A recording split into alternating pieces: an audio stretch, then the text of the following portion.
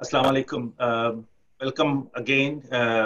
I'm Kaleem Ahmed. I'm pulmonary critical care and sleep specialist here in Maryland, USA. I'm part of the APNA COVID-19 webinar participant. Today I'm hosting. It's my pleasure to introduce Dr. Shahzad Ali Khan, who is the head of department of the Public Services Health in Islamabad. And as we've been discussing since the last 20 days about how to understand this disease process, what are the local reality in different areas, what are the different dynamic of this disease, and how to tackle living in our own areas. Our basic objective from the get-go, from the Apna Merit, was to collaborate between the specialists from all over the world, especially from the US, Canada, UK, and focusing our colleagues, friends, and frontline specialists and doctors in Pakistan to deal with this severe pandemic. So I am very happy to have Dr. Shahzad here, and let me give you a little bit rules. We have a panelist of different people and then participant. We all are very thankful for both participant as well as the specialist as a panelist. You can become a panelist, you can become a speaker. Please communicate with us and give your feedback. And every day we talk one specific thing. I will appreciate if anybody has any question, please now raise those questions into question answer session, and also fill up the chat box and introduce yourself, who you are. And then after the end of the brief presentation of Dr. Shahzad, we'll open up the discussion. So without further ado, Dr. Shahzad, please introduce yourself and tell us about what from your perspective, how you are dealing with this condition. Thank you. Thank you, Kaleem. Assalamu alaikum, everybody. I'm a medical graduate of 1991 batch of King Edward Medical College, Lahore. I did my house job in pediatrics in Mayo Hospital, Lahore, and then I joined Punjab. So I worked for around, say, 1993 to 2008. And in Hassan Abdal area. Then I moved to Islamabad. I have worked with around 8 to 9 years with Dr. Sania Nishtar in her organization at Heartfile. After MBBS, I have done my MBA with major in finance and MSc Public Health, and then later on PhD in Management Sciences. Currently, since 2008, for the last 12 years, I am working in the Health Services Academy. It's a sort of public health institute, the leading public health institute in Pakistan. I'm currently head of the Department of Public Health, and we are having a lot of courses on public health, like MSc Public Health and different health economics and management, medical entomology, disease vector control. We have PhD in public health, and we have fellowship FCPS community medicine part 2 training over there. Can you hear me, Shahid? Yes, we can hear you. Okay, thank you. Coming back to this topic of epidemiology or the public health perspective of COVID, Pakistan was safe, fortunately, I'll say very, very fortunately, till quite late. So it started in end of December in Wuhan, everybody knows it. And in January, 7th January, it was like a complete province of Wuhan, Hubei and other provinces in China, they were affected. They did an emergency, national emergency. They informed WHO. But I think by 10th of January, they had identified that this is a new mutated version of the old SARS virus. They called it a SARS-2 virus initially, and later on, I think, and by the end of January, they labeled it as COVID-19. Pakistan, why I said lucky, because we are very close to China. With CPEC going on, a lot of people coming in and going out of Pakistan. So there is a huge traveling was going on between uh, China and Pakistan, but we didn't get it until 25th or 26th February. By the way, we tested the first case in the first week of February, suspect, sorry. It was negative. Then we did some more tests in the mid of February. They were also negative. But the first test, which was drawn on 25th of February, came positive on 26th February. Since then, we have I'll call it a slow progress of disease. It's not happened very fast. It didn't take the peak very in a fast manner. And to some extent, it behaved like many other countries like US and UK. But I think we have sort of gotten 2 weeks more uh, than these countries started getting peaks. For example, in US, in UK, in France, in Italy, after first month, the peak started appearing, and by the 40th day or 45th day, they were having huge number of cases. We are into the 26th, 56th day of this virus, and today, to date, we have 8,400 cases. Um, the initial influx was not from China, as you all know, it was from Iran. Some people, some pilgrims going there and coming back with, and Iran was not fully aware, even at that time, that it will struck so badly to them. So there was not much of, which you can say, restriction to entry and exit. So when we got first case, it was linked with the travel to Iran. We started checking everybody who was coming from Iran. So this was a quite a fast action. So when the first case was identified in 26 February, immediately all the people over there were sort of, they were held in the Afghan border. There were no opportunities or no proper facilities over there. The government started to do something, but that the area and the geography and the security and other issues are over there are so difficult to manage that it was decided that the people will be coming to Afghan just for a short stay, and every province will get their provincial passengers or provincial people, and they will quarantine them into their own provinces. So what started happening was, people will come from Iran, they will stay in Taftan for maybe one night, or maybe on the same day the buses will take them to their provinces. So most of the people, they went to Sindh first, because Karachi is in majority, and Hyderabad and Sakkar. So initially, if you see in Pakistan, the major number of cases, up to 200 plus, was in Sindh, and the whole other provinces were almost having 0 to 2 or 3 or 4 cases. So it started in Sindh, and then later on the people started coming towards Punjab as well. So Lahore, Faisalabad, Gujarat, these areas. At the same time, from 10th to 12th March, we had a very big congregation of Tablighi Jamaat in Lahore, Raiwand. So there were some carriers, maybe some carriers in that. So the virus got spread over there. The second peak, which we got in the month of March, in addition to Zairene, was this Tablighi sort of congregation. And if you see the total numbers till today, majority of the cases, I think one big chunk is from the Zairene, got it from Iran and their contacts. The second one is from the Tablighi, and the third one then is the list of people who sort of came from European countries, from other countries which were having this infection. So Spain, Italy, Germany, France, and UK, and many other countries. And even some of the patients, they are linked to Gulf. I don't know why, because there are so less cases in Gulf. But we have got cases, positive COVID cases, who came from, maybe they got it in the airline or maybe in the waiting lounges. I don't know, but they were coming from Gulf countries, and they got this disease. Currently, if you see, this disease has spread to almost any city of Pakistan, all the provinces.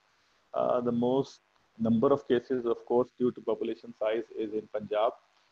The second is in Sindh, then KP, and then other areas like Balochistan, Islamabad, AJK, and GB. They almost all have similar cases. So if you see the disease progression, I'm following this disease. Fortunately for today's discussion, I started following when we had the first case. So I sort of analyzed the first 1,000 cases and the second 1,000 cases and 4,000 cases. One thing which I tell you for the sake of all, that one thing which is still positive in the epidemic of this country, Pakistan, is there is a thing which is known as doubling time. So when the doubling time is increasing, like 2 cases become 4 and 4 cases become 8 and 8 becomes 16. So normally we start from 100 or 150 cases. So I started following it from 150 cases, so 150 to 300 to 600 to 1200, 2400, 4800, and now I'm waiting for 9600 mark. But as of today, the doubling time of this epidemic, so the number which doubles is increasing, which is a very positive thing for any epidemic. We as an epidemiologist, we are also uh, sort of, this is something uh, which is encouraging for an epidemiologist, because um, there are 2 ways of transmission, 2 pathways you can say. One is person to person, and then a halt, so it doesn't become exponential. The epidemiology which I have seen around the world, in US and in UK, initial numerical sort of transmission, expansion, then became exponential. The moment it became exponential, within 1 week, not more than that, within 1 week, the whole system was crowded, and it was like sort of huge calamity across the country. Even the states like New York, New Jersey, and you better know in US and in England, if you see the Birmingham and all those areas, Germany, you see France, and first of all, I think Italy. So when it starts becoming exponential, so it doesn't go 4 to 8, 8 to 16. It goes 4 to 16 and 16 to 256. So if that starts happening, there is no system in the world who can manage the number of cases. Why we are at this stage after 56 days, we could have done much better, but I think we still did not bad. We were having enough time after China. China, 31st December, first week of January, the whole January we got for preparation, the whole February, in fact, till 25th February, we were preparing. So we were not caught in emergency or in a hurry.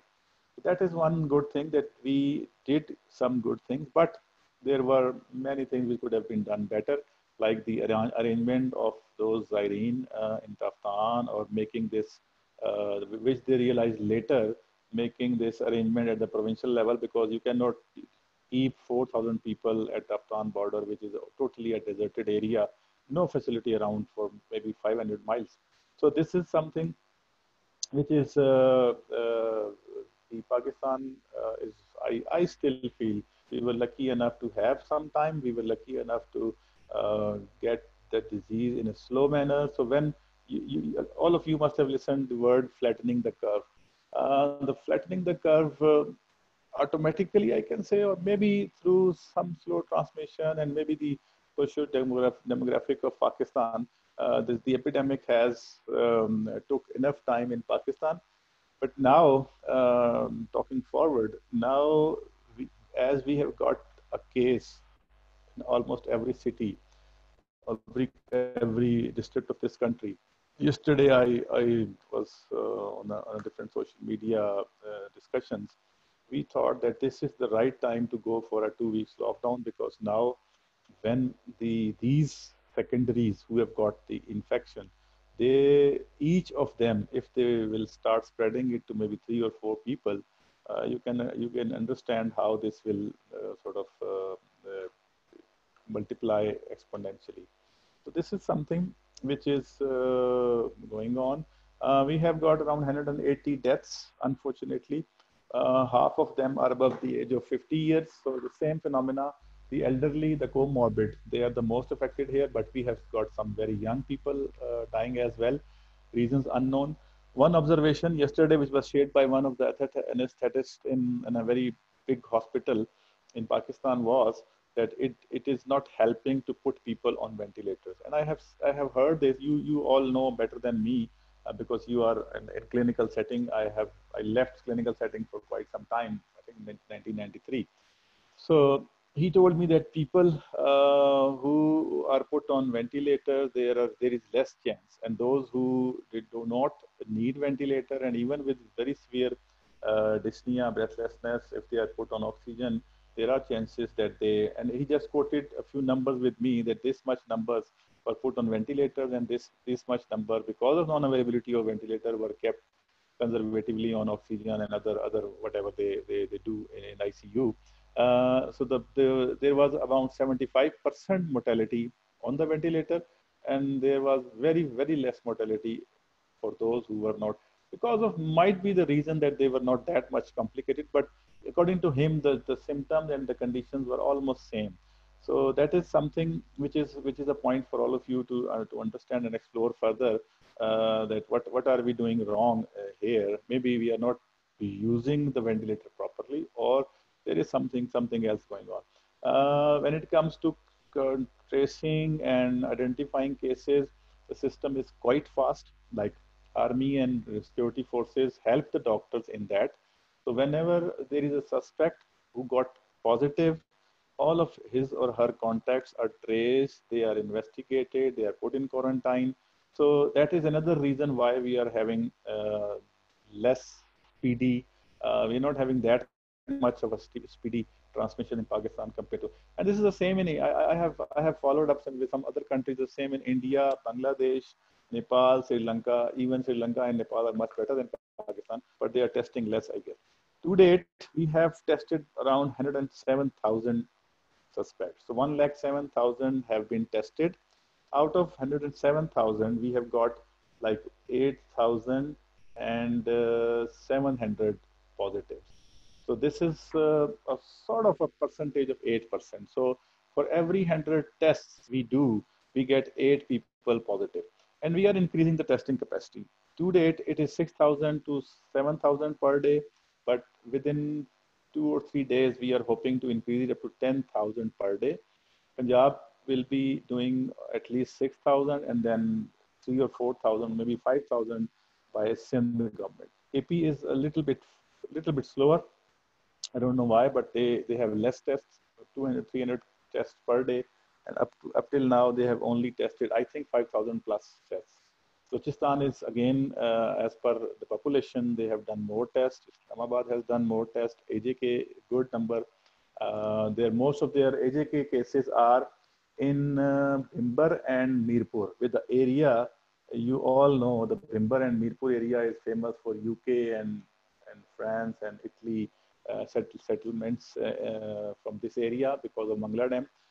So most of them brought the cases from abroad or from Iran, and then it got multiplied. So there are huge number of cases, pockets of cases. Total 48 or 49 cases in AJK. Almost all of them are in, majority of them are in Mirpur and Bhimber area. GB is still manageable. The most cases because of the sort of sectarian sort of desegregation over there. Many of them came from Iran, but they managed well. So now the spread of disease in GB is very good, very nicely managed. The spread is not that fast, so they have tried to limit the spread. This is something about the current. The future, if I tell you, because of a lockdown, it was not absolute, but it was a very strict, a moderate kind of lockdown, which was done in Pakistan, 22nd, 23rd, 24th March onward. And we found that it helped us. But because of the closure of businesses and other thing, now we are doing cash disbursements to poor. Many millions have got cash. I think 55 billion rupees was spent by government of Pakistan, federal government, and many other by the provincial governments. We are doing a lot of fundraising at a local level. Philanthropic organizations are busy distributing food and other items to poor because most of our daily wages, they are not getting the daily wages. They are not getting paid because there is no business or no activity going on. So if it's okay, Kaleem and Shahid, I think I'll stop from here and we can discuss. We can keep on having a chat or sort of based on the questions which you will be getting. Kaleem? Thank you. Thank you very much, Dr. Shehzad, for giving us a nice, epidemiological understanding of what we are dealing in Pakistan. And so we have some question already in, Okay. and participant, if you can, if you have any question, please write down the question and answer in the question answer box. I'm going to unmute all our panelists today.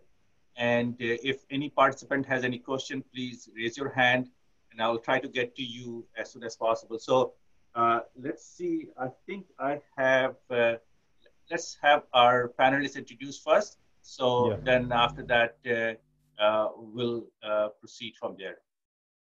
So please introduce yourself, unmute your microphone, and let's start from the Bushra Jamil. Assalamu alaikum. I'm a professor of internal medicine and infectious diseases at the Aga Khan University, and I'm also the president of Medical Microbiology and Infectious Diseases Society of Pakistan. Thank you, Bushra. Dr. Shehzad, Dr. Fizia Harikar, please unmute yourself. Assalamu alaikum. Dr. Fizia, infectious disease specialist at Indus Hospital. Okay. And Dr. Mohammad Sarfaraz Alam.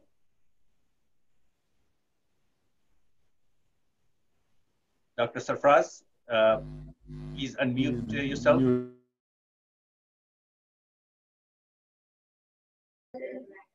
Assalamu alaikum. Dr. Mohammad Sarfaraz Alam from Indus Hospital. And your specialty, Dr. Sarfaraz? I'm a medical ICU intensivist in Indus Hospital. MashaAllah, thank you. Dr. Noor Mahal Kabani. This is Noor Mahal Kabani from Houston. I'm a pulmonary critical care intensivist. Professor Shamsa Himayu. Assalamualaikum. Assalam. I'm Dr. Shamsa Humayun. I'm professor and head of gynae department at Fatimah Medical University, Sir Gangaram Hospital. I'm also vice president, Society of Obstetricians and Gynecologists in Pakistan. Okay. And Dr. Mariam Morton. Assalamualaikum. I'm Mariam Morton. I'm a staff cardiologist in Loma Linda, California. Thank you. So, Dr. Shehzad, I got a question from, let me see if we have Dr. Liaqat Ali in the attendee. He has a question. So basically what he is asking is, do we have any, and any panelist can answer this thing, that do we do any PCR testing of this virus on the blood? And the second question he is asking, I'm sure regarding quantification of the viruses when we do testing, and he's asking also, is there any difference between the viral load which we in Pakistan are seeing compared to what is being seen in other parts of the world, especially in Wuhan? Okay, you want me to answer? Oh. You could start and then other panelists, please chime in. I have unmuted everybody, so please give your opinion. Thank you. I think we are doing RT-PCR for diagnosis of this disease in Pakistan. So yes, this facility was only localized to 3 or 4 centers initially, but now we have expanded it to many other private labs as well as government hospitals. So this is there. Talking about the sort of genome or what he meant about the type of virus, The local virus in Pakistan, we are not yet, although there have been attempts to identify the virus and see if it is different from the other strains. There was a hypothesis that it's of 3 different types in the world. But currently, there are speculations. I don't see public health departments and the ministry agreeing to any of that when they call it an A or B or C type sort of genome or type of virus. It is the same which was started from China to European and US with little mutation, not much, but currently in NUST and many other virology departments of Pakistan, we are trying to sort of get more details onto it. The viral load is, the test is sensitive to the viral load of this virus. So the kits are from UK, from US, and from China. Initially it was from China, but we have now got many testing kits from UK as well as from US. So from companies from there. So it is supposed to be having a sensitivity of around 90%. There are chances of getting some false negative. So what we do is when we have a suspect, which is clinically or with the history. So there are 2 methods: historical as well as the sign symptoms. So with a clear history of travel and contact with any other positive patient, we repeat the test after a few days, 5 days to 7 days. And we have seen that in some cases, the negative cases have turned positive. Any other, if they want to add, please do. I would ask Dr. Iqbal, I think I missed you. Dr. Iqbal Ahmed, please introduce yourself and please take the question.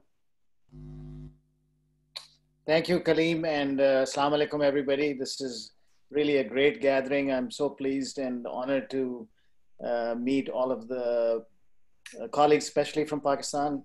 My name is Iqbal Ahmed. I'm at University of Texas Southwestern Medical Center in Dallas. I'm a pediatric cardiac anesthesiologist, and I have an interest in emergency preparedness. So, I'd love to hear more from all of you. Thank you. Dr. Fizia, could you please add on to what Dr. Shehzad has mentioned about the viral issues? Fizia? I'm sorry, I missed the question. I was away. Yeah, so they were asking about the question was there's a viral load difference. Do you have any comment on that? And then what is the quantification? The last I have read myself, that was a study published in Nature, and that was that 10 to the power 6, but that was only for quantification on a very not on a clinical basis, on the research side, but any other thing which you are doing at the ground in Pakistan? No, quantitative measuring of the viral load is not being done over here as yet. Yeah, it's not being done. Yes. Anybody else? So with the same thing, I think one of our regular participant. Let me see if I can see if he's here. Dr. Imjad. If I may comment here. Please, go ahead. Yeah, so the question was regarding PCR on blood. So correct. At the moment, RT-PCRs are being conducted on respiratory samples only. Yeah.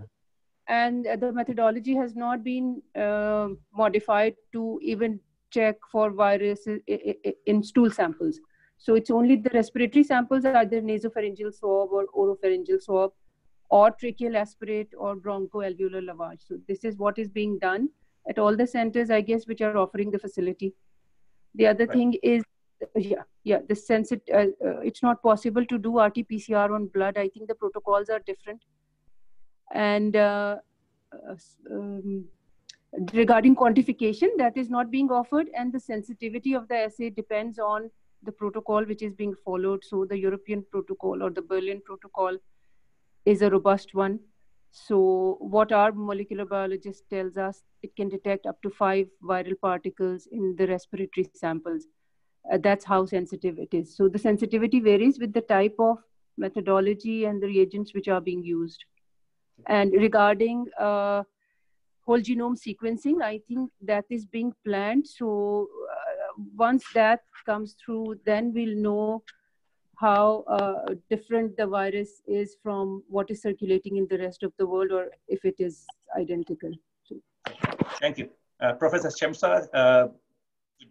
जी हाँ जी, मेरा एक comment है from end sort of question as well कि test हमारे यहाँ जैसे पाकिस्तान में हो रहे हैं, हमारे हॉस्पिटल में भी हो रहे हैं, तो टेस्ट रिजल्ट्स जो हैं कभी मतलब it take so much long, 5 दिन 6 दिन 1 हफ्ता, तो बाकी वर्ल्ड वाइड भी ऐसे ही है या कि हम ही बहुत पीछे हैं?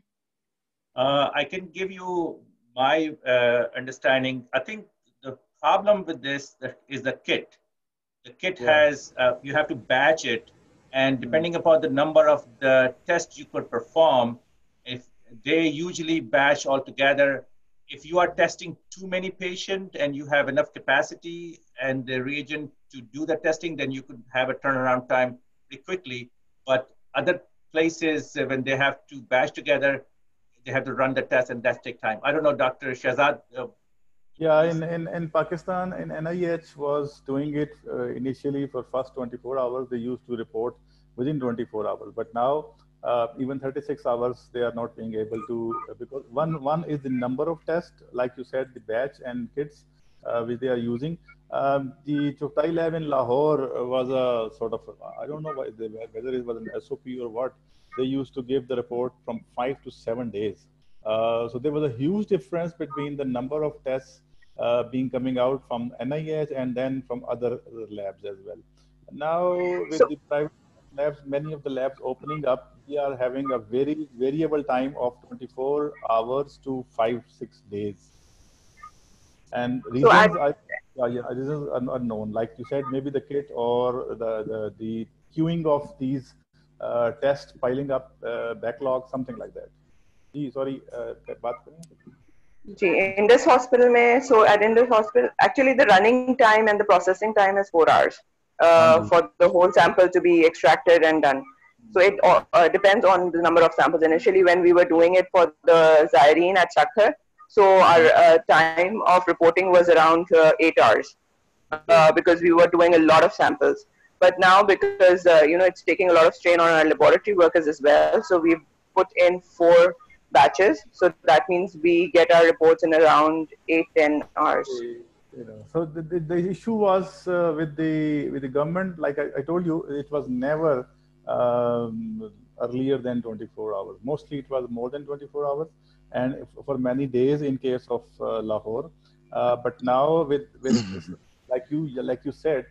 Many private labs, they can get, if you give sample in the morning, you can get result in the evening somewhere around, and that is why the number is increasing very speedily, because the numbers are coming. Otherwise, in the past, the numbers were coming after 4 or 5 days with a number of 400 and 500 after a few days, but not now.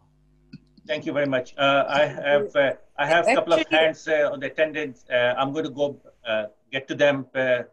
All of you, please do not put down your hand. I'm going to go to you. Dr. Iqbal want to have a comment on this. Please, Dr. Iqbal, go ahead. Thank you, Kaleem. My question is to Dr. Shehzad, Dr. Bushra, Dr. Fizia. One of the fascinating real observations about the COVID-19 epidemic in Pakistan is that Pakistan geographically is sandwiched between China and Iran. But if you really look at the population density of more than 200 million, and yet has surprisingly low number of confirmed cases and certainly low number of deaths, which is really, really fortunate. My question is, we have only tested from the NIH report that today, as Dr. Shehzad mentioned, about 107,000 people.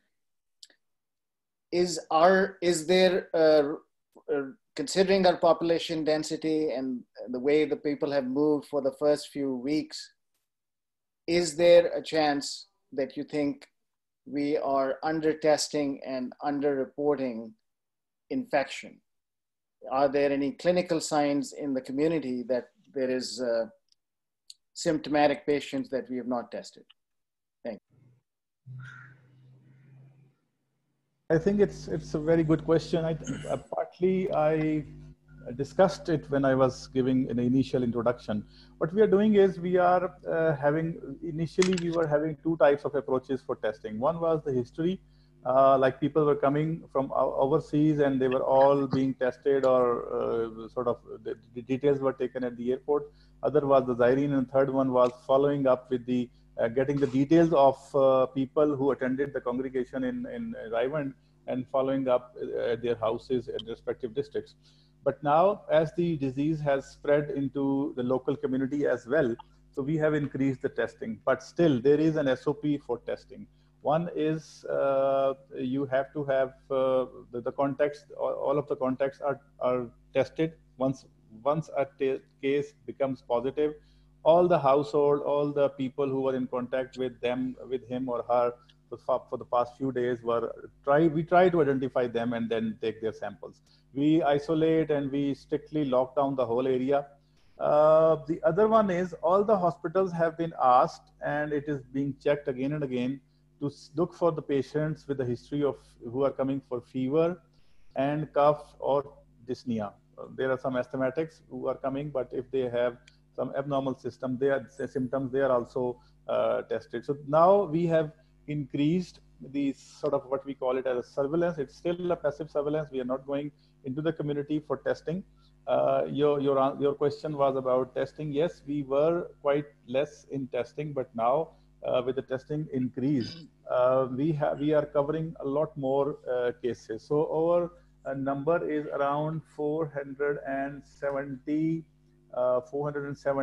tests per million population. In any other developing countries, the number is even less than this, but we cannot compare it with the European and the US model, which are testing many thousands per million. But it is going to be increased, but we will still use the targeted approach, the suspect with a history or a symptom. So all the hospitals have been directed to keep a record of all the people who are coming for fever, sort of flu-like symptoms. And so anyone coming with fever or sort of chest infection or any breathing problem, he is kept in isolation and the test is done. Thank you very much. Professor Shamsa, do you have anything to add or should I move? जी बस मेरा एक simple सा question है इनसे जो Indus वाले हैं, ये कितने का टेस्ट करें? What is the cost? Doctor फिजिया और डॉक्टर फिजिया मेरे ख्याल कर रहे हैं इंडस हॉस्पिटल में. Yes, Dr. Fizia and Dr. Mohammed. Yeah, so at Indus Hospital, it's free of cost. We don't charge. Okay, thank you so much. Indus is, so we have a attendee, Dr. Mohammed Salim. Dr. Mohammed Salim, please introduce yourself and ask your question. Thank you, Kaleem. Can you hear me? Yeah, sure. Yeah, please. Yeah. Loud and clear. Assalamu alaikum to everybody. Dr. Shehzad, you had a nice talk.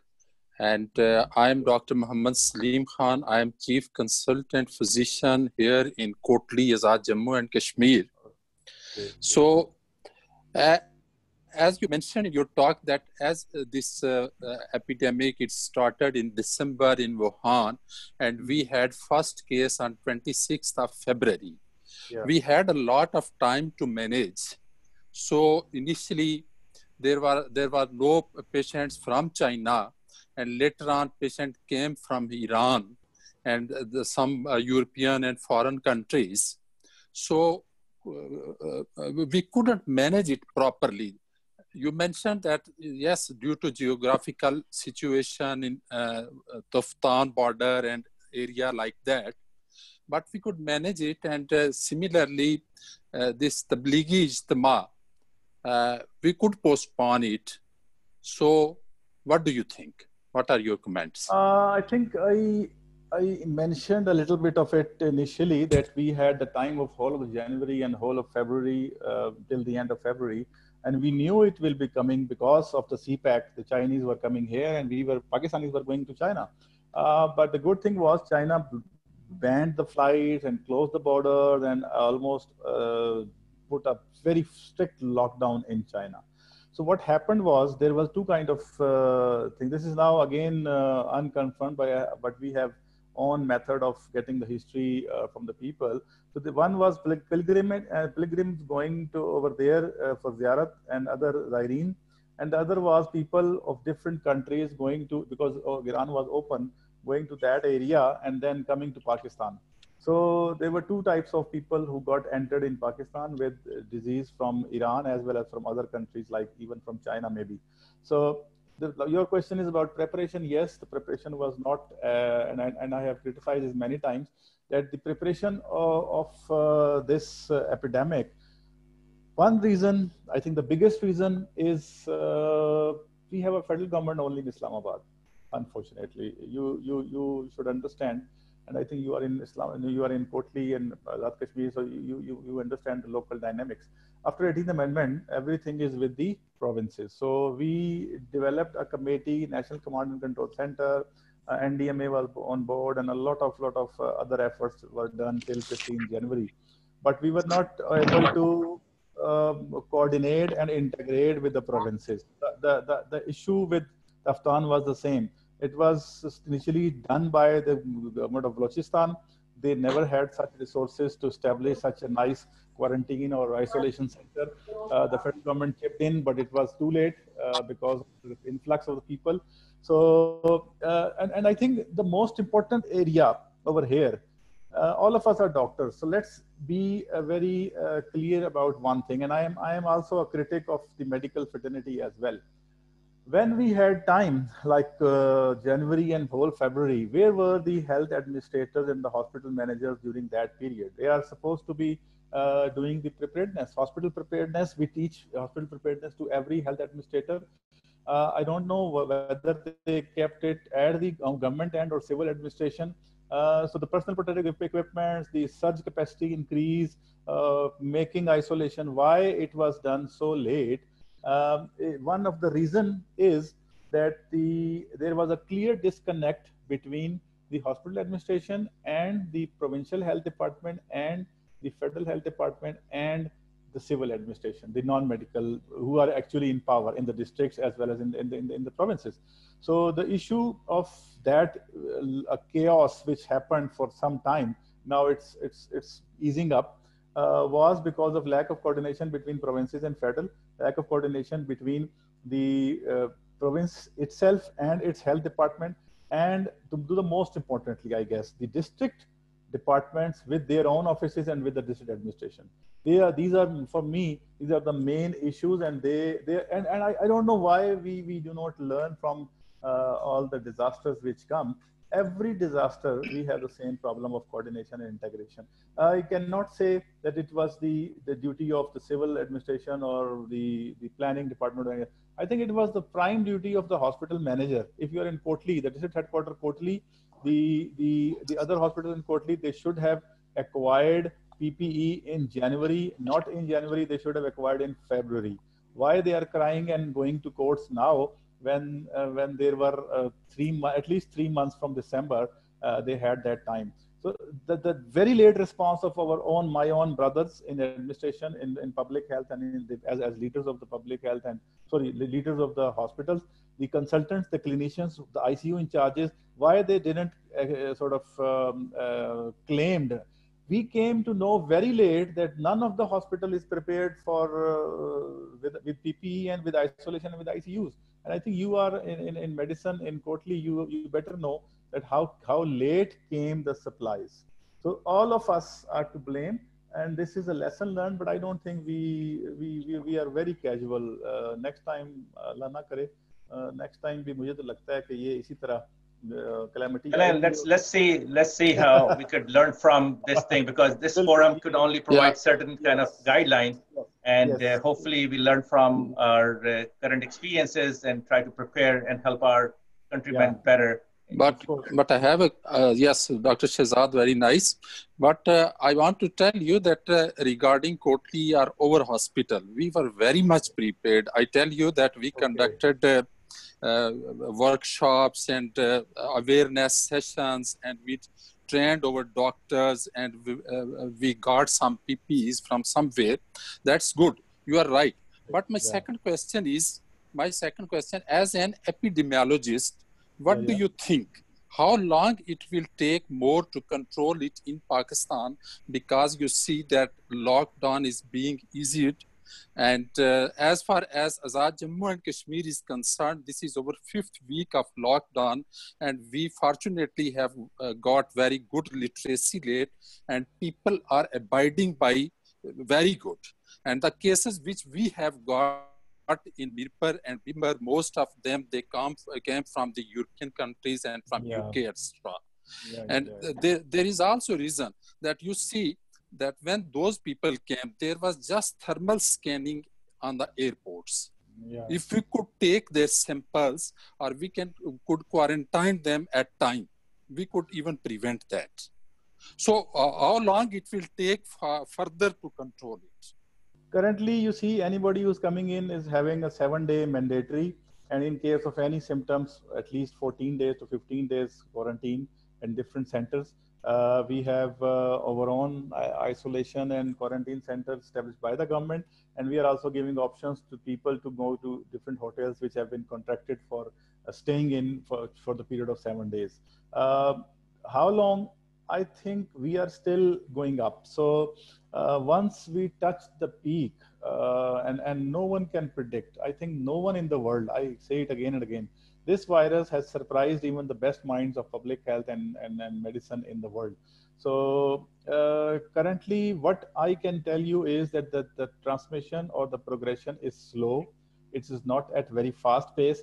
So the slower it is, the more longer it will take. So if it had been like a herd immunity concept of Boris Johnson or anybody else, it would have been here for 2 weeks, infecting everybody, maybe majority, 70%. Few would have died, and the remaining would have become immune for some period. But we actually did very good lockdown in AJK and some other areas, as well as in some major districts of this country. It will be clear by 30th of April. Because we are seeing the huge number of testing being done, the percentage of coming positive out of the test is decreasing. So initially it was 16%, it came to 11%. When we increased to 50,000, on 100,000, we are now back to down to 8%. So the percentage of testing increases, and the positivity doesn't increase. Then it tells you that it is not spreading that much of fast. So 30th April, we will be able to tell something. Otherwise, I don't accept any model which have been put up by if you see people talking about 50,000 cases, 100,000 cases by 30th April. I don't see, to my own understanding, that this virus behaves like any other virus on Earth. It is totally surprising everybody, but to just tell you that this is slow, and if it is slow, if it stays slow, although the delay would be there, it will go much later, but it will also be manageable. Thank you. Thank you very much. Thank you. I think Dr.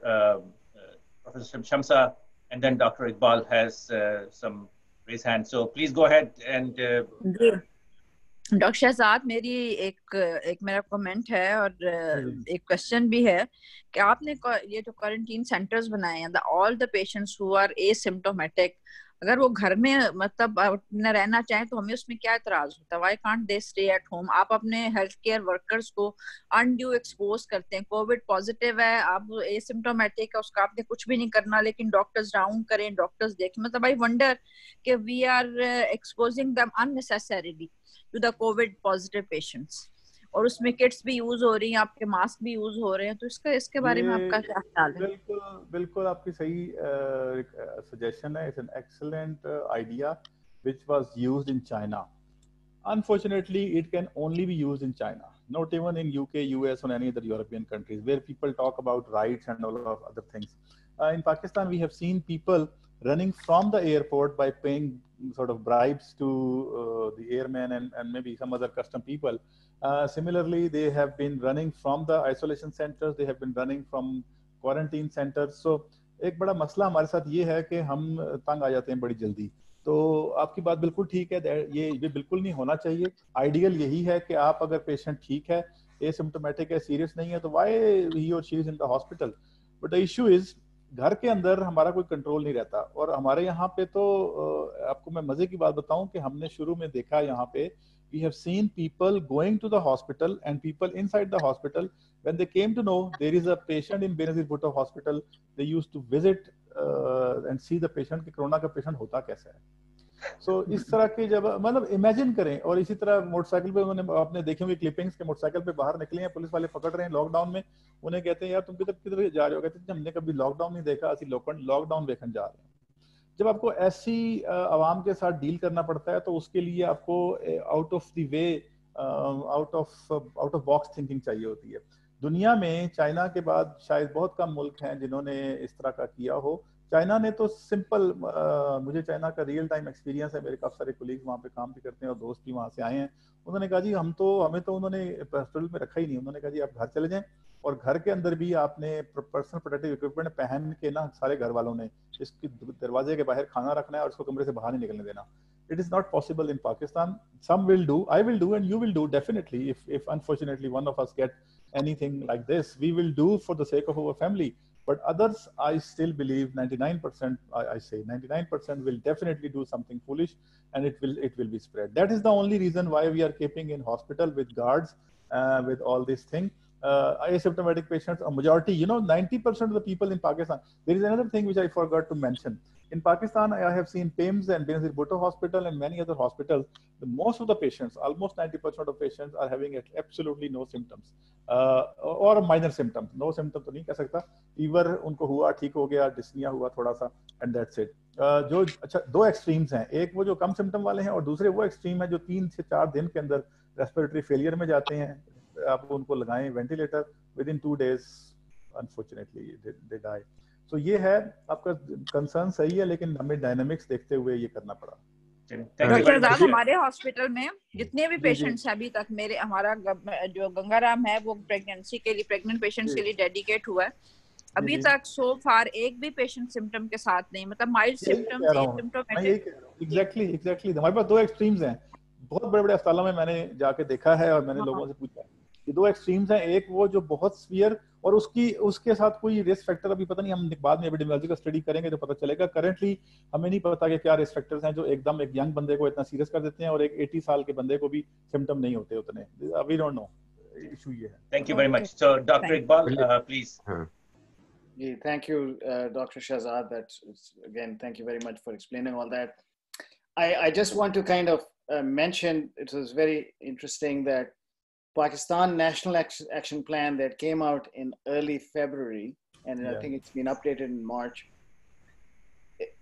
at least on paper, is a very organized and very thoughtful document from the Federal Ministry of Health.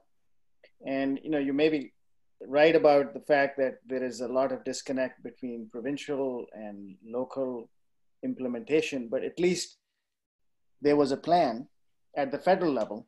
I just want to, share with you that, we in the United States have been very frustrated with the response of our federal government. So we're talking about America, which has the largest number of cases, and the poor planning, and we're talking about the most well-resourced country in the world. So I think, just to put it into context. Thank you very much, Dr. Iqbal. I have plenty of questions, and a couple of attendees wanted to talk. So let me unmute Dr. Nighat Ahmed. Please introduce yourself and ask your question. Dr. Nighat. Thank you so much. Assalamu alaikum ji. I am Professor of Rheumatology and I'm Chair of Faculty of Rheumatology at CPSP and also at Alimdeen Medical College. and I also work at National Hospital. I'm chair of Arthritis Care Foundation. I think never before have we come together like this, and it's excellent. I really appreciate that. And never before ID and rheumatology has come together so much.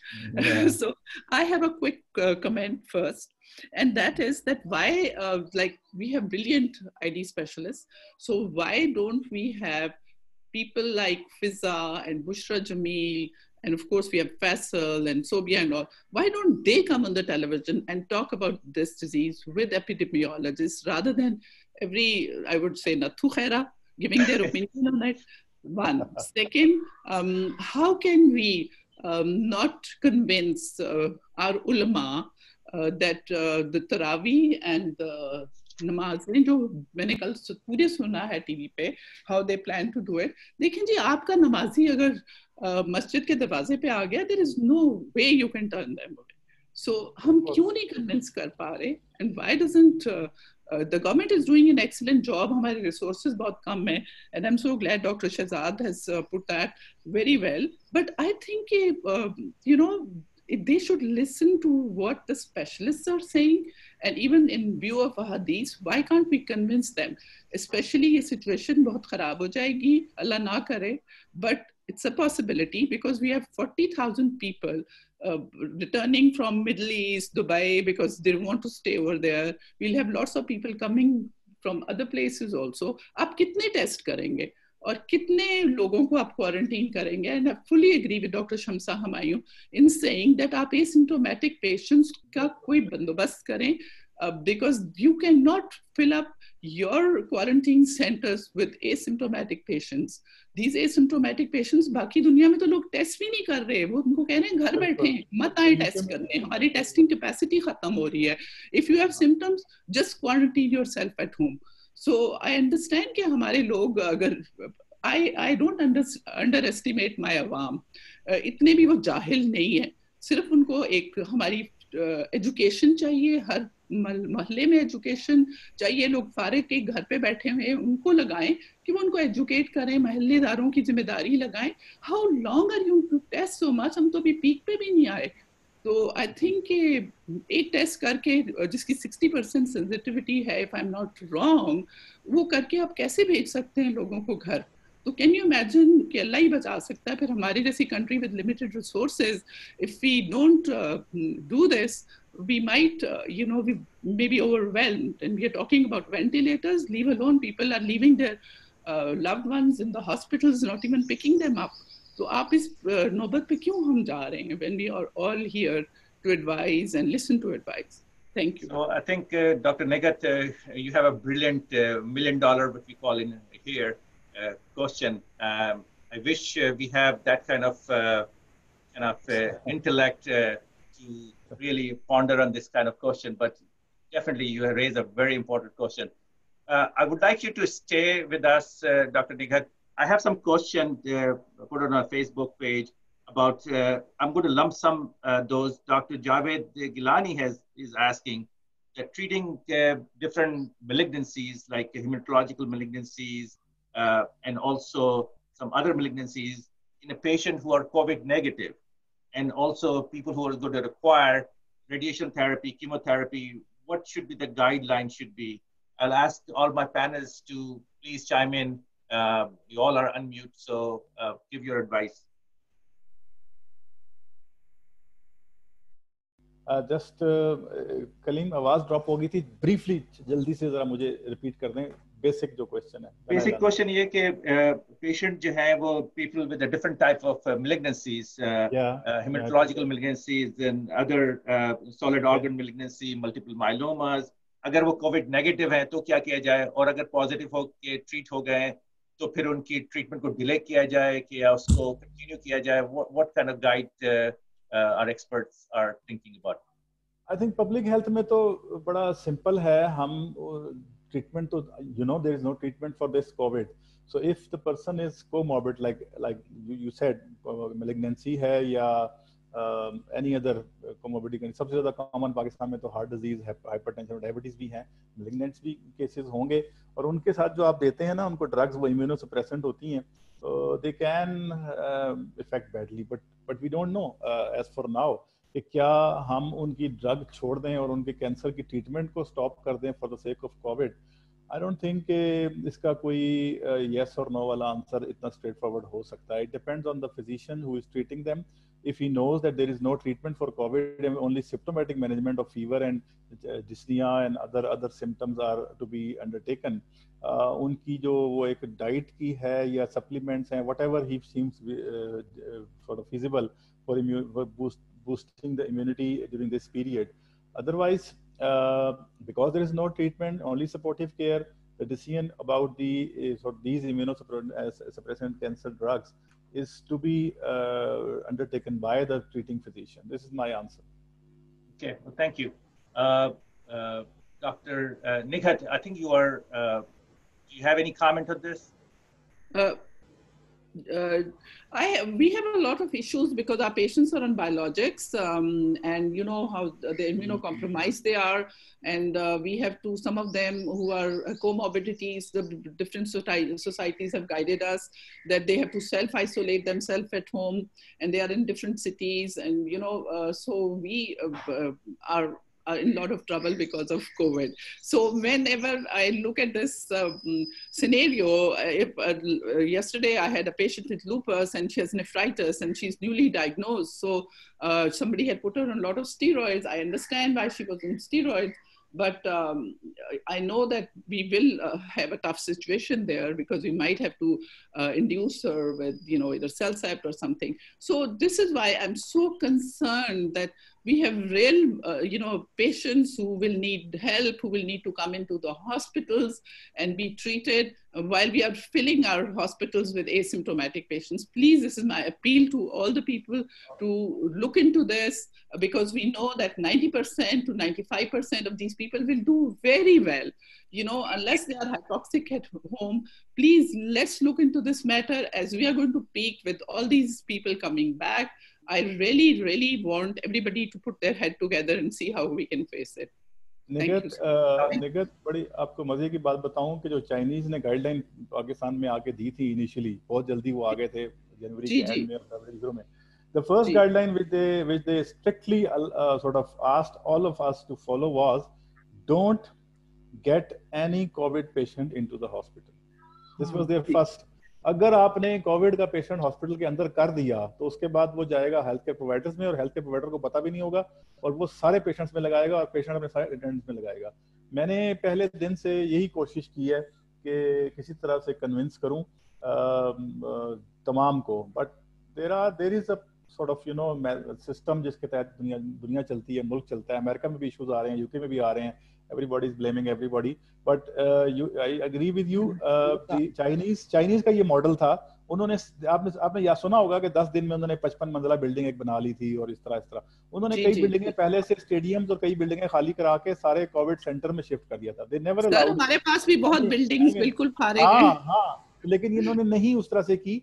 अभी थोड़े से hospital designate किए हैं, लेकिन still every hospital is still watching and keeping this COVID. देखिए जी, मेरा public hospital में भी we have our patients and we have patients in private hospitals. अब मैं आपको एक और चीज बता दूं कि मेरे patients इनको fever है और वो steroids ले रहे हैं, उनको cough हो रही है, उनको जब कहते हैं कि आप टेस्ट करें, वो कहते हैं जी हमने नहीं कराना because there is a stigma to it. I think ये जो ये भी please इसको भी look into करें. I am so happy. Thank you. I think we are running over the time, but I have plenty of questions and I would like to you know, ask as many questions as possible and then ask our panelists to give their opinion.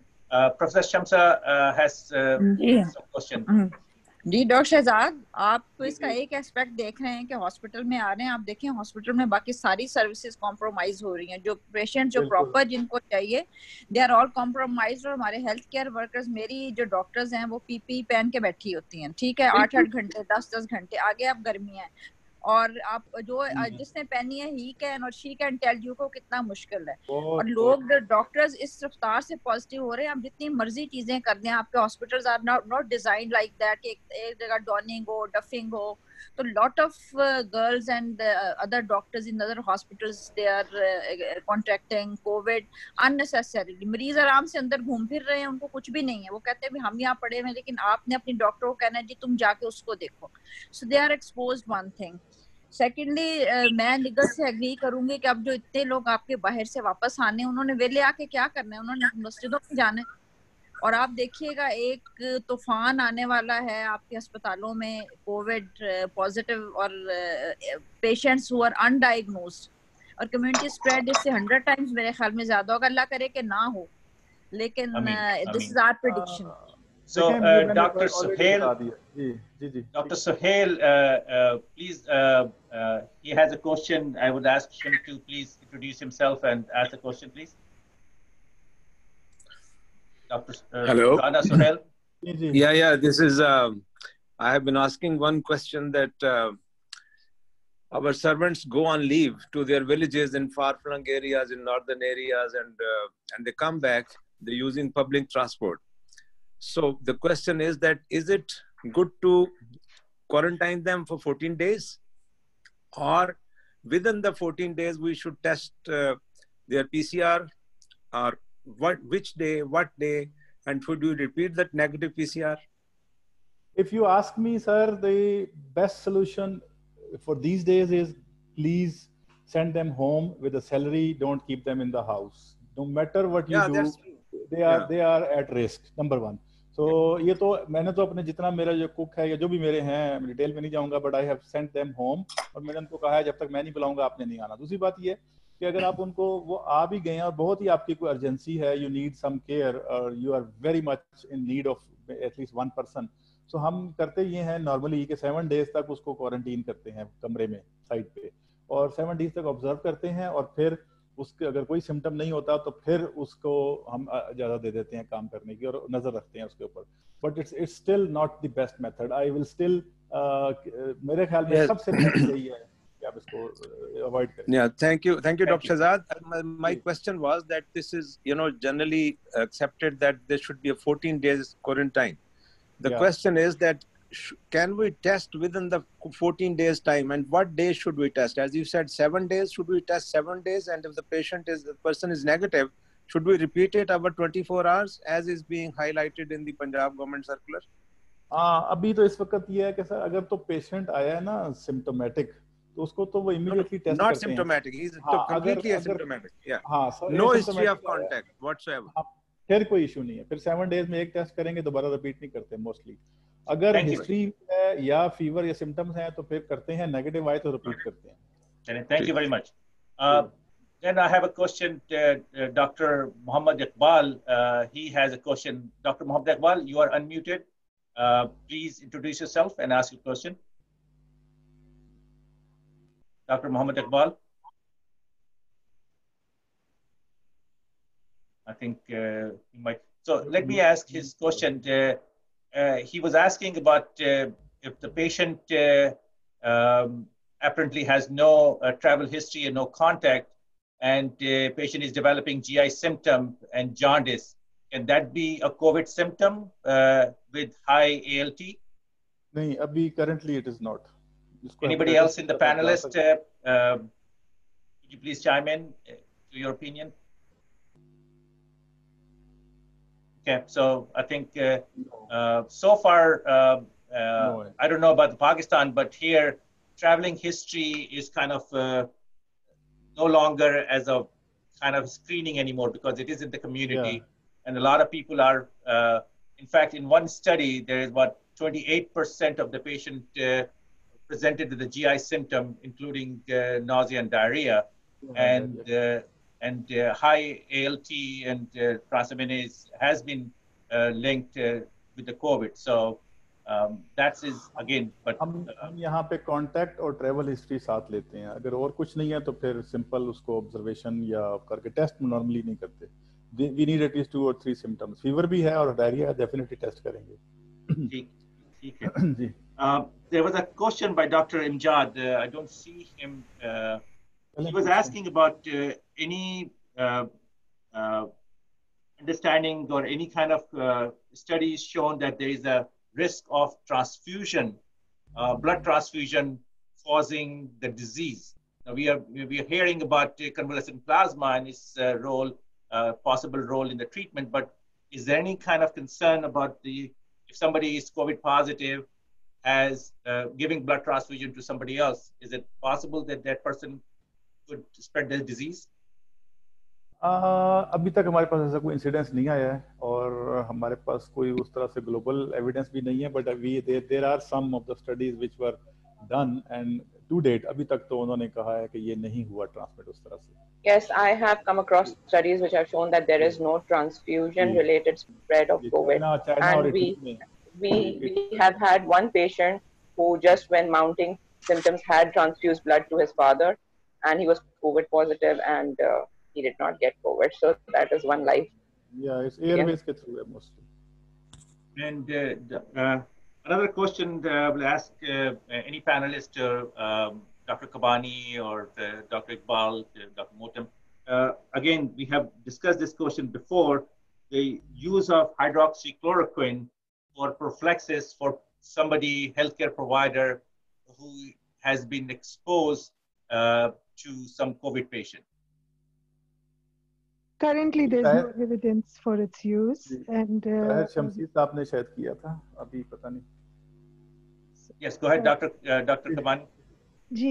Currently, as we have discussed as recently as yesterday, there's absolutely no evidence-based guidelines for use for prophylaxis, even with exposure. That, to my knowledge, I don't think that has changed. I know there are some studies being conducted in Australia, and I think there is some in the US also for exposed healthcare workers, but we don't have the evidence yet. Okay. And Dr. Shahzad, you were saying something? या ये हमारे यहाँ पे serious patients के लिए plasma pheresis और plasma दो चीज़ें हैं. एक तो वो कह रहे हैं कि ये चूँकि ऑक्सीजन बाइंडिंग कैपेसिटी पे इशू होता है तो उसको प्लाज्मा फुल ब्लड देना चाहिए. दूसरा शमसी साहब का एक पॉइंट था कि जो क्योर्ड पेशेंट्स हैं, ट्रीटेड पेशेंट हैं जिनमें इम्यूनिटी होती है, एंड उनका प्लाज्मा लेके लगाया जाए. और तीसरी स्टडी आपने सुना होगा, ये जो IgG वाली डाओ की एक पिछले दिनों उस पर बात चल रही है, इम्यूनोग्लोबुलिन्स देने वाली. तीनों का अभी तक मुझे एटलीस्ट आउटकम नहीं पता कि अगर किसी को उन्होंने दिया है तो आउटकम क्या हुआ. ये सब अभी रिसर्च बेस्ड है. So IgG, IVIG के मतलब अगर there is a question for some Dr. Jawad Gilani has asked the role of IVIG. So currently we don't know.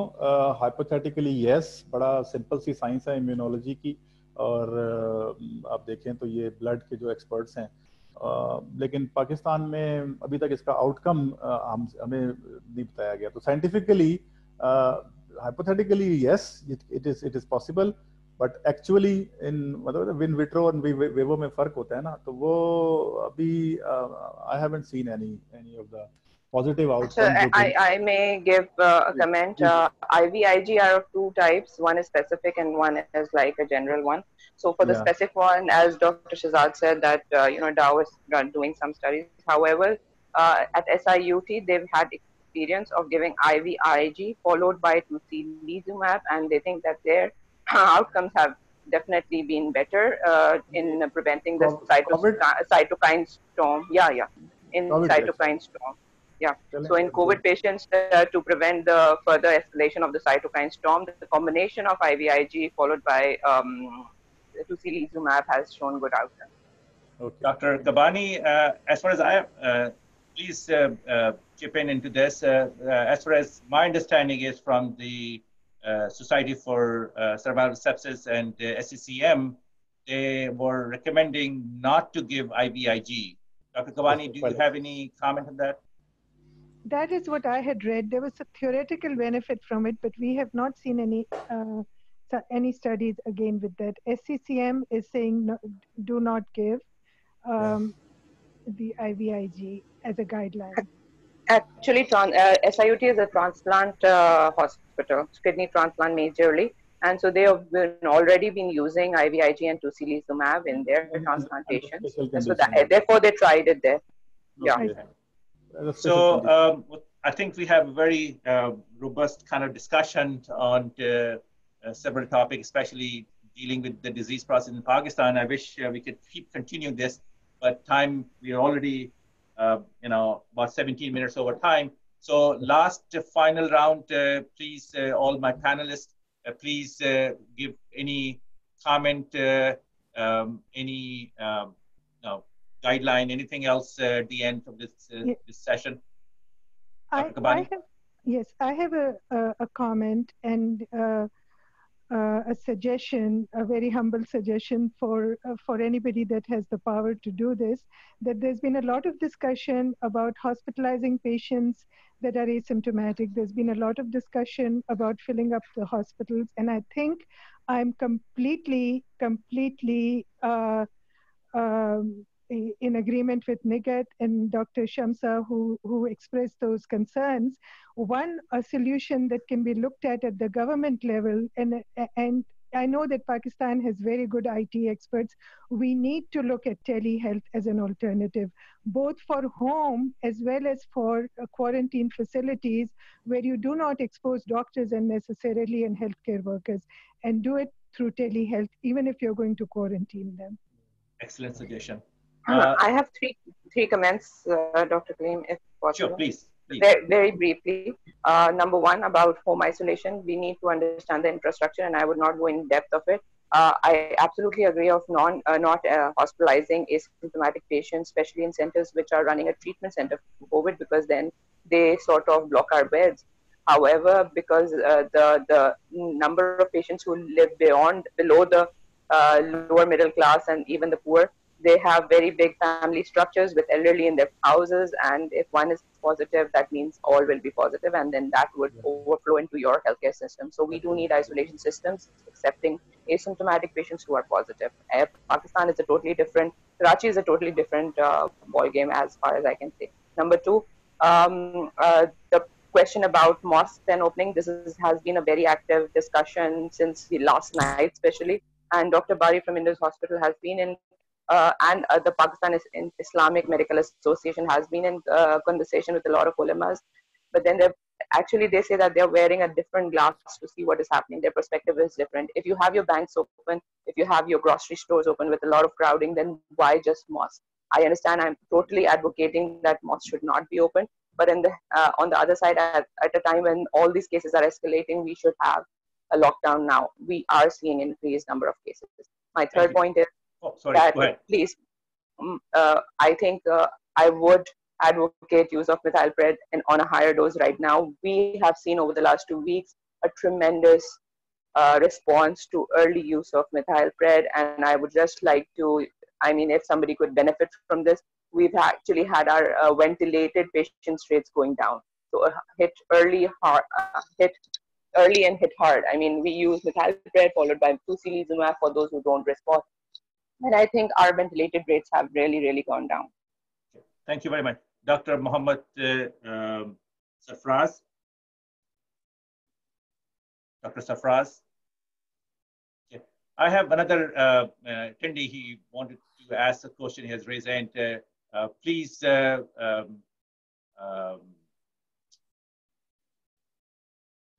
Akmal Bhatti, please introduce yourself and ask a brief question, please. Assalamualaikum. My name is Dr. Akmal Bhatti. I'm working as medical director in Sharif Medical College, Lahore. Previously, I was Director General Health of WABDA also. My question is that we have quite a lot of number of private medical colleges in and around Lahore, and they are not being tapped. They are not being taken into the loop. You see, if we have quite a lot of patients coming over here, this is an untapped resource. And what we have to do is we have to train our nurses and train our doctors in how to cope with these things. See, government is only concentrating on the government hospitals. And as you know, 70% of the healthcare facilities in Pakistan are in the private sector. So I think my request would be that the government should immediately concentrate on these centers and take them on board and train and teach and involve them in what is happening. Okay. Well, thank you very much for your comment. I think I will take Dr. Shahzad, take this thing and then communicate. It has, इनकी जो wish है वो पूरी हो गई है. It has been started. We have got a list of both public sector and private hospitals who are dealing with COVID patients. और उसमें कोई तमीज नहीं है सरकार की या प्राइवेट की. और आज से प्रोविंसेस को भी लेटर चले गए हैं. हमने लोकल जो वहाँ के एक्सपर्ट्स हैं इंटरनल मेडिसिन के, आईसीयू के, उनसे भी बात कर ली है. WHO is supporting this and we are starting trainings on sort of site training, not this webinar. मैंने भी सुबह आपसे कलीम से बात हो रही थी ना, तो next week ये materialize भी हो जाएगा इंशाल्लाह. Inshallah. Thank you. Dr. Morton. Thank you so much, Dr. Shehzad. I'm really impressed about your knowledge and what you're doing in Pakistan for people in general. I appreciate all that you're doing. Important thing was to see if we can make a little bit of more attempt in making the mass education that might be better, because it seems like the local people seem to know that it's important to be isolated, but they're not following it. And I was wondering if you have any other options that you can do, or use us or use anybody in order to educate the masses. हमने social media के through भी किया हुआ है जी, और message भी आ रहे हैं. टीवी पे हर वक्त टॉक्स होती हैं. किसी ने सवाल किया था कि इसमें एक्सपर्ट्स नहीं होते. टीवी या मीडिया का तो सिंपल सा फिलॉसफी है कि if a dog bytes a man it is not a news, if a man bytes a dog it is the news. तो वहाँ पे और लोगों का बैठ के कोविड पे बात करना इट इज अ न्यूज, तो वो उसको एंजॉय करते हैं. बाकी बहुत हो रहा है. LSWs को इन्वॉल्व किया है. हैंड वॉशिंग बहुत बेहतर हो गई है. बहुत चीजें इंप्रूव हुई हैं. अवेयरनेस तो आज सोशल मीडिया और मीडिया की वजह से बहुत ज्यादा आ गई हुई है. इशू ये है कि वो जो कंप्लायंस है ना, वो हमारी अभी कम है. उसके लिए लॉकडाउन चाहिए होता है. उसके लिए very much. Dr. Iqbal, any last comment? Dr. Iqbal. Yes, thank you. So, I have learned so much from this session. I really want to thank especially Dr. Shehzad and all the other physicians from Pakistan who've educated us on what's going on, and really look forward to continuing this dialogue and hopefully contribute to the care of the people of Pakistan. Thank you very much. Thank you. Dr. Bushra Jamil. Just one point. Thank you very much. This was very, very useful, and thank you, Dr. Shehzad, for updating us. Just one point regarding testing of asymptomatic individuals. I know because of cost constraints and resources, we are not going towards mass screening, but until and unless we screen asymptomatic individuals in our population, we will have no idea of how prevalent the condition is. And regarding people turning up at private hospitals and small clinics, there are individuals who are being recognized at cardiac centers, for instance. They go there, are treated as pulmonary edema, turn out to have COVID. So we have to be cognizant of the fact that the infection is more widespread than it is actually being recognized at the moment. ये हो गया जी. इसको हमने सब doctors को advice कर दिया कि जिसको भी शक हो वो फौरन उसका एडवाइस करें और DHO को बताएं. Thank you. ये होगा. Professor Shamsa, any last comment? हाँ जी, सबसे पहले तो doctor Shahzad for this comprehensive talk, और मेरे ख्याल में बहुत अच्छी डिस्कशन हुई है. अगर आप कोई पॉलिसी बना सके सिम्प्टोमेटिक पेशेंट्स को जो घर में रह सकते हैं, at least allow them to stay at their home if they have the facility. कोई आप कर दें, गाइडलाइंस दे दें उनको कि आपने क्या करना है, तो मेरा ख्याल है थोड़ा सा बर्डन कम हो जाएगा. Thank you so much. बिल्कुल, we are with you on that. So thank you very much all of you for such another wonderful discussion, and this learning experience will continue this journey through Apna COVID Task Force and this webinar. And thank you very much for your time and your expertise. Assalamu alaikum. Okay, thank you. Thank you very much.